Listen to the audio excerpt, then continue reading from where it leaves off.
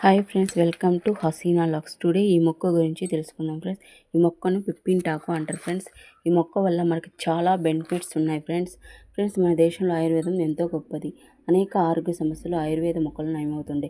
ఎన్నో రకాల ఆరోగ్య సూత్రాలు ఆయుర్వేద గ్రంథంలో సురక్షితమై ఉన్నాయి ఫ్రెండ్స్. మన చుట్టూ ఉన్న మొక్కలు చాలా రకాల ఆరోగ్య సమస్యలను పనిచేస్తాయి, కానీ వాటి గురించి మనకు చాలామందికి తెలియదు. ఈ మొక్క గురించి తెలుసుకోవాలంటే మన ఛానల్ని ఫాలో అవ్వండి ఫ్రెండ్స్. ఈ మొక్క పిప్పి పన్నుతో బాధపడే వారికి ఒక అద్భుతమైన ఔషధం ఫ్రెండ్స్.